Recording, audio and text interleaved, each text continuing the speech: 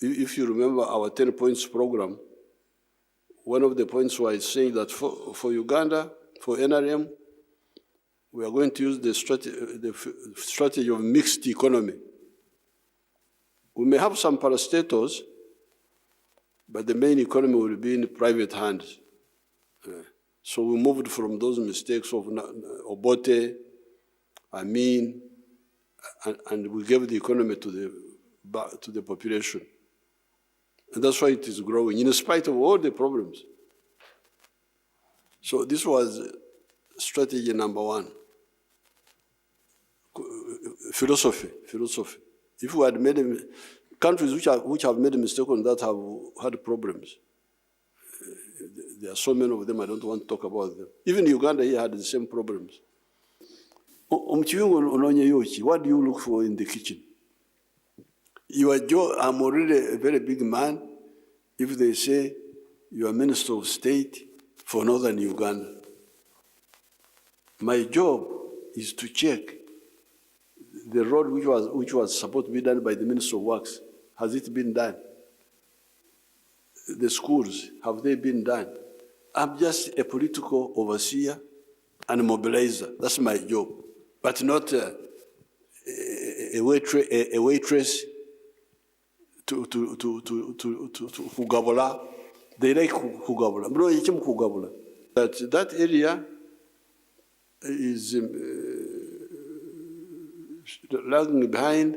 You go and see what we gave them through the ministries has actually arrived. So your office is a small one, just to monitor from the area, to reside there, and you monitor. You are like a type of big RDC, big. We could call you PC, could call you provincial commissioner. So that's your job. The current procurement system, Your Excellency, is riddled with the several avenues for corruption, which makes government lose huge sums of money, well knowing that most of our work is done through procurement. And the PSs are recommending that time has come to have a lean and more functional procurement system so that we can be able to save money, government money, but also do work efficiently. The second issue is concerning the direct supervision of government agencies, parastatals and authorities by ministers without involvement of the PSs.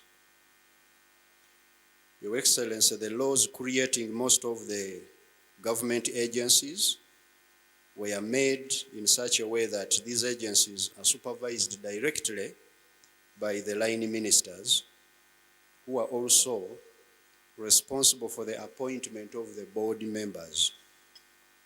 This arrangement makes it difficult for PSs to supervise the chief executive officers of these agencies, because they tend to pay allegiance to the ministers and they just go beyond, ahead of the PSs. Some ministers of state feel that their senior ministers are usurping their roles and responsibilities, even despite your guidance in Chankwanzi. So the recommendation, Your Excellency, is that these should be handled case by case by you meeting the affected ministers and ministers of state to resolve these wrangles. The more it is decentralized, the more corruption is decentralized. Because what has been happening is these small PDUs, the procurement units, this lineup of the different individuals contribute to a lot of corruption in government.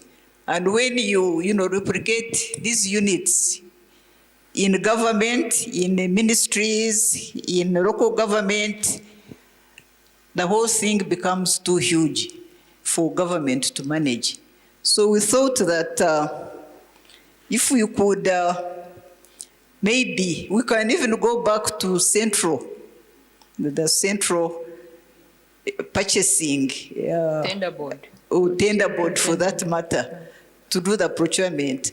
Or if you are to localize it to, like the ministries, we are thinking that instead of having those PDUs, which have so many people who are very corrupt, that we'd rather maybe hand it over to the PS so that the PS handles it with a few undersecretaries and maybe accountant, and we stop there instead of spreading corruption to so many people, which government cannot manage to control. Stop interfering with the work of permanent secretaries and other technical officers, of supervising the CEOs as they do on other staff. In the fourth issue, there has been a continued animosity between some ministers to the retired permanent secretaries.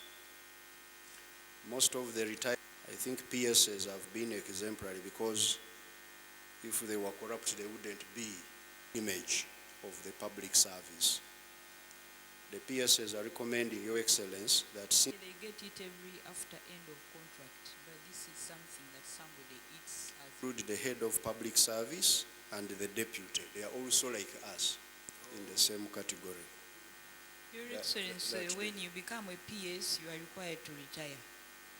Really? Yes. An officer at the level of a PS.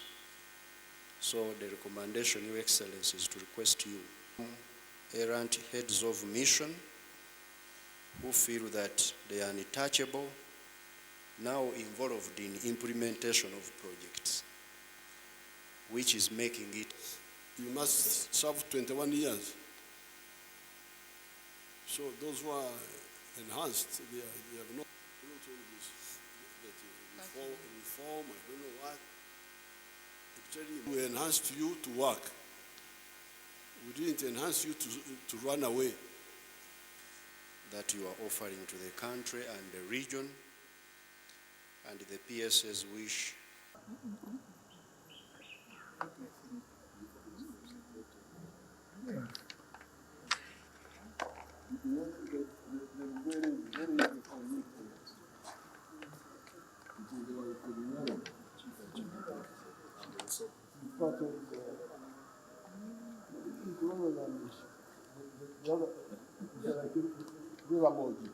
Yes.